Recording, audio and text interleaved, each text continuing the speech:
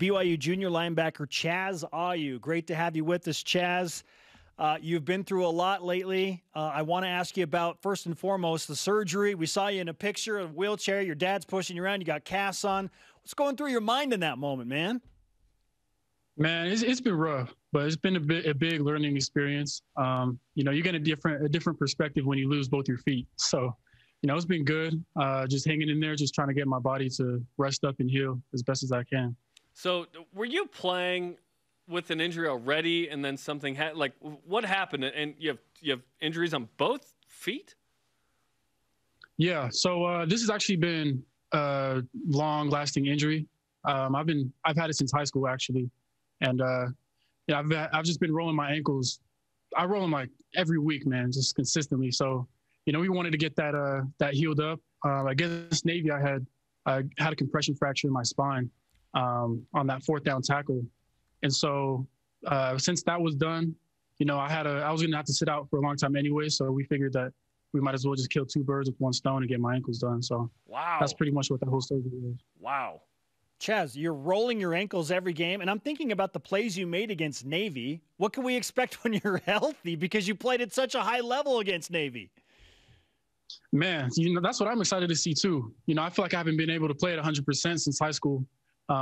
So, it'll be interesting to see how this affects my body and, how I'm able to move on the field.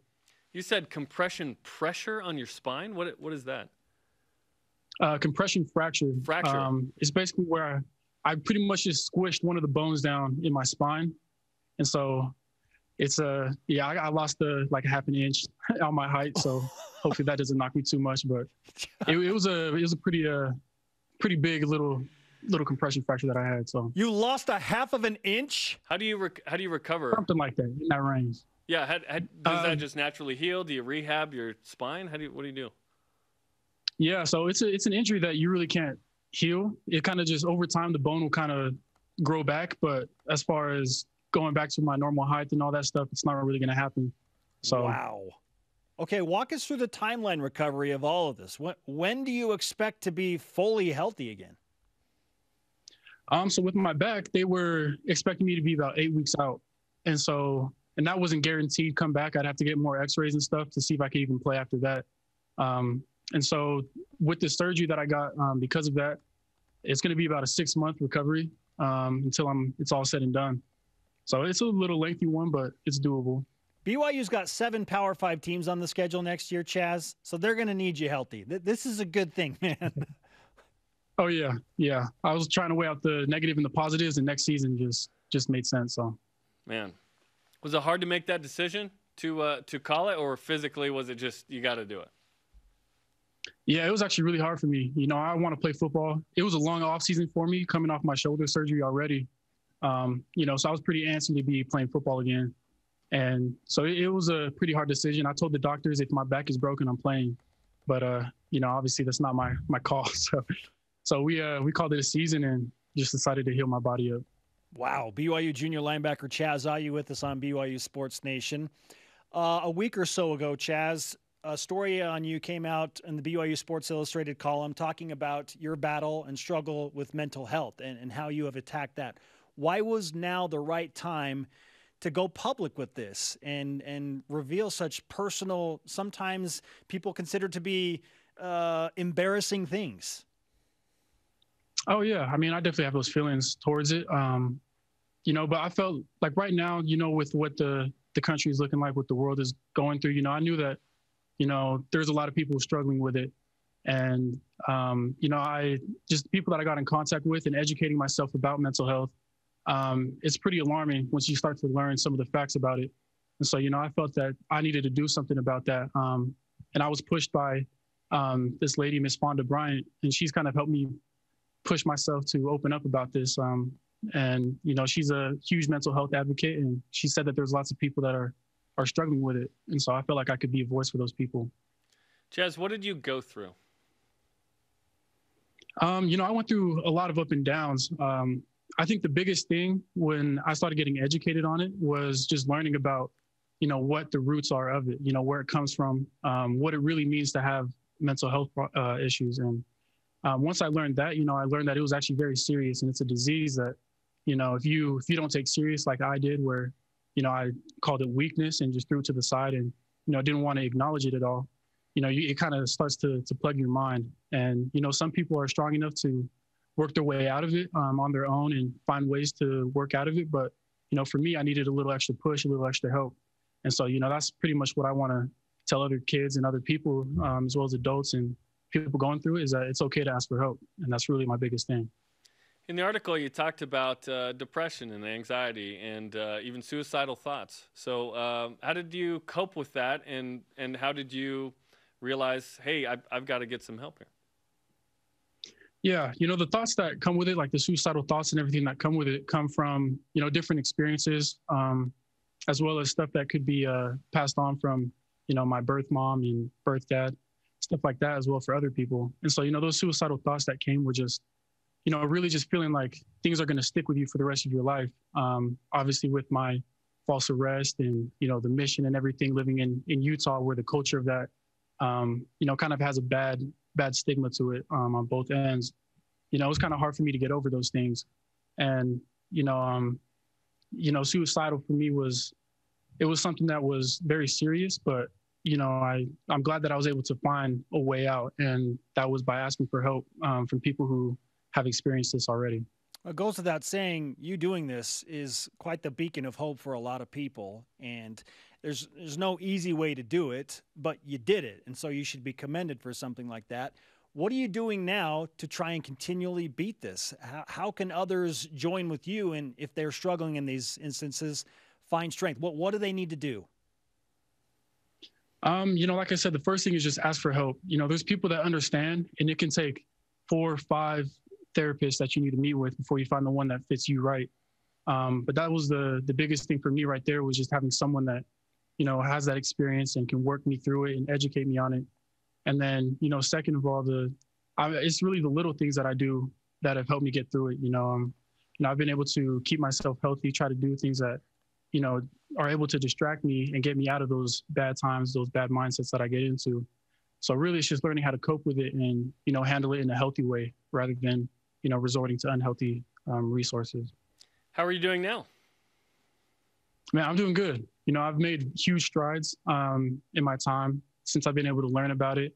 It's something that doesn't just go away overnight or anything like that. So, it's something that everyone has to work through that is dealing with it. And it takes a process, just like taking the time to heal my ankles and my back. It's the same thing with me mentally.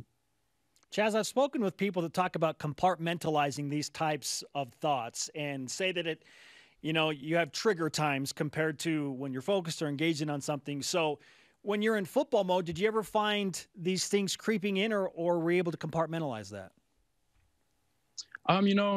After a while, once I really didn't take care of my health, it started to creep in and affect me in football. And that was really the hardest thing, is to, keep yourself mentally on edge in football as well as off the field. And so, but I've been able to learn, and I'm able to, kind of distribute those things to where I'm able to take care of my mental health off the field, as well as stay focused and stay, focused on in football and things I need to do there. Hilinski's Hope Foundation is a group that is focused on, obviously, Tyler Hilinski, who committed suicide, a quarterback up at Washington State, and mental health around athletes and that discussion. And you're wearing a beanie, and BYU's been wearing a sticker the last couple of weeks. It's been very awesome to see that connection. What is the message that they have and that BYU football is having right now regarding mental health? Our biggest thing right now is just we want to break the stigma that comes with mental health. One around men in particular, as well as athletes. And, athletes of all groups, women's and men's, doesn't matter what sport it is, it's there. They're competing to be the best in their sport. And, sometimes people fall short and stuff like that. And, especially if you have like a chemical imbalance with your brain, where you have that depression or anxiety from, sources that aren't affected by external things. It can be really hard when those external things start to go south. And so it can be really hard to push through that. And so our message is just to everyone is really just, find help, and that, there's no one that is safe from it. It can happen to anybody. Chaz, what kind of response have you received from your team, those close to you, and for that matter, from people across the nation since your message has gone out? I've been received really well. I've gotten a lot of positive things. I've gotten letters and texts, people reaching out saying that they've struggled with that their whole lives. Former athletes in the NFL, ex-NFL athletes. So it's been really good to see, that I'm not the first athlete to deal with this. I'm definitely not the last. And there's names that are bigger than me. Just the BYU linebacker down here. There's dudes that are known across the country, that are dealing with it, and they've reached out to me and have shown me good things. Chaz, we'd be naive to think that, hey, you're the only one on the team with mental health. Like, there's so many people that have this, right? So what's the next step to continue to open this dialogue up and hope that we can break the stigma of this being a weakness, but rather a thing that, listen, a lot of people, and frankly, maybe almost everyone, right, needs to a degree?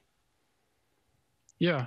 My thing is that, people just need to be more comfortable in accepting and acknowledging that they have those issues. That was the biggest thing for me, was I was in denial for a very long time.